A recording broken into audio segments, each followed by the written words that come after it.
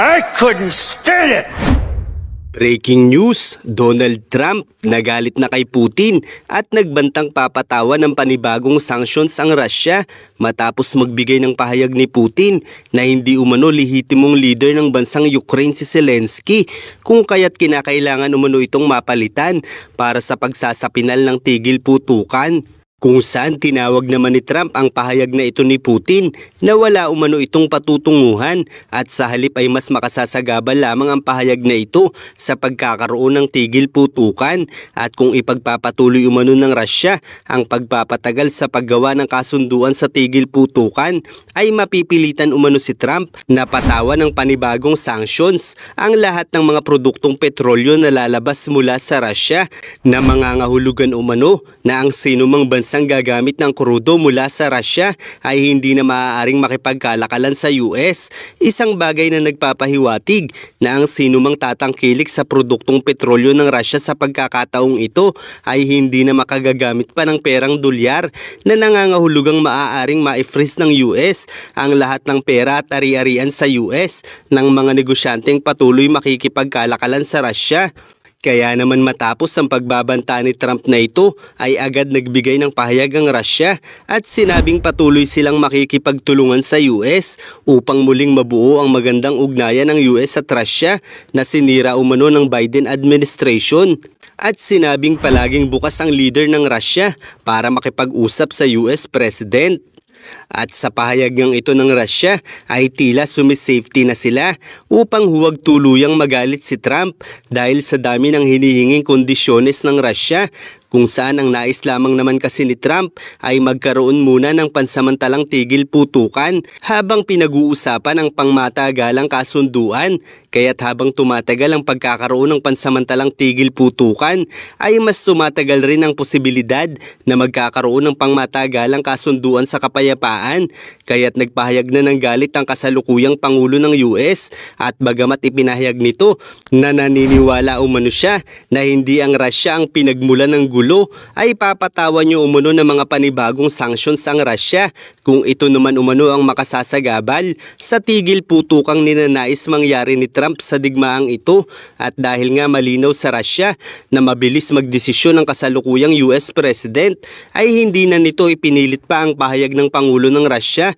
at sa halip ay tila pinuri pa nito ang kasalukuyang Pangulo at sinabing patuloy silang makikipagtulungan kay Trump para maayos ang gusot na ginawa ng Biden administration sa nooy mas maayos na ugnayan ng dalawang bansa dahil kung kukontrahin ng Russia ang pahayag ni Trump ay maaaring seryosohin ni Trump ang panibagong mga sanctions nito laban sa lahat ng produktong petrolyo ng Russia dahil si Trump ang tipo ng tao na handang iwan ang lahat, maipatupad lamang ang gusto niya. Isang halimbawa sa kahandaan nitong patawan ng taripa ang halos lahat ng bansa sa mundo at ipatigil rin ang halos lahat ng foreign aid ng mga Amerikano. Kaya't kung talagang nanaisin ni Trump na ipatigil na ng tuluyan ang pagtangkilik sa produktong petrolyo ng Russia ay magagawa nito dahil si Trump ay may kakayahang padagdagan ang output ng Middle East sa mga produktong petrolyo ng mga Arabo na nahirapang gawin noon ng dating Pangulo kung kaya't nagpapatuloy ang US sa pagtangkilik ng ilang produktong petrolyo mula sa mga Ruso.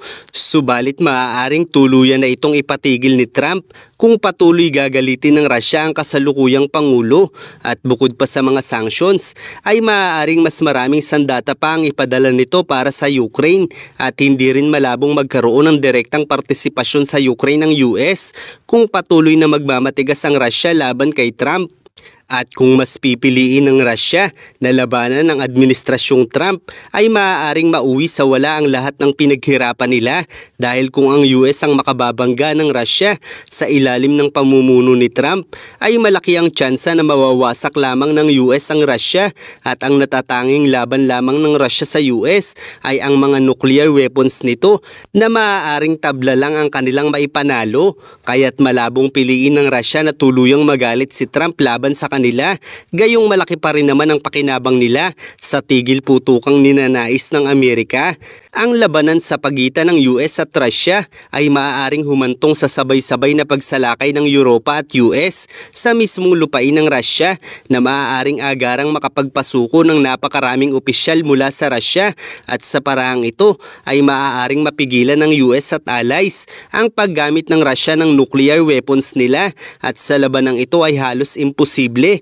na tumulong agad ang China. Dahil kung tutulong ang China sa Russia, ay maaaring nuclear weapons na lang agad ang maging solusyon ng bawat isa na maaaring mauwi sa tuluyang pagkawasak ng ating planeta. Kaya't ang laban ng US at Russia ay maaaring direktang kasangkutan lamang ng Russia laban sa direktang komprontasyon sa US at Europa. Kaya't madali lamang itong tatapusin ng US at NATO dahil bagamat nagkakaroon ng lamat ang samahan ng US at NATO allies, ay madali lamang itong magkakasundo kung ang kanilang sasalakayin ay ang mga Ruso dahil ang mga ito ang itinuturing na pinakamalaking banta ng NATO. Kaya't ang pagpapagalit ng Russia kay Trump ay maaaring makapagpabalik lamang sa mas matibay na alyansa sa pagitan ng NATO at Estados Unidos. Ito ang isang bagay na tiyak ay maiisip ngayon ng Russia, kung kaya't hindi na sila kumontra pa sa pahayag ni Trump na walang patutunguhan ng pambabatikos ni Putin laban kay Zelensky, at dahil hayagan ng sinabi ni Trump ang galit nito sa Russia, ay maaaring mas makikinig na ngayon si Putin sa kanya dahil sa mahigit na 2 buwang pagsisikap ni Trump na matapos na ang digmaang ito ay ipinakita ni Trump na isinasaalang-alang nito ang interes ng mga Ruso, at halos ipinapakita nito na handa siyang buwagin ang NATO. Ilan lamang ito sa mga bagay na pabor para sa Russia, subalit ito rin ang magsisilbing bangungot para sa kanila kung patuloy nilang gagalitin si Trump sa pakikipagnegosasyon sa kanila. Dahil sa isang iglap ay maaaring gipitin ni Trump ang Russia at maaari nitong mas patatagin ang NATO laban sa kanila. Isang bagay na tiyak ay sobrang pagsisisihan ng Russia dahil halos si Trump lamang ang may kakayahang pahinain ang NATO laban sa kanila, at napakalaking bagay rin ni Trump para kilalanin ang ilang teritoryong maaari nilang makuha sa Ukraine para sa pagtatapos ng gyera. Gayunpaman dahil umabot na sa punto na nagpahayag na ng galit si Trump laban sa mga Ruso, ay hindi na sila maaaring basta na lamang muling magpahayag ng mga karagdagang kondisyones para sa Russia, dahil kung muling magagalit si Trump sa kanila ay maaaring maging bula na lamang ang kanilang kalamangan sa pagtatapos ng gyera. Just hours ago, President Trump called me to tell me he is, quote, pissed off with Russia's President Putin and threatened to impose secondary tariffs on Russia's oil. Quote, if Russia and I are unable to make a deal on stopping the bloodshed in Ukraine, and if I think it was Russia's fault, which it might not be, but if I think it was Russia's fault, I am going to put secondary tariffs on all oil coming out of Russia.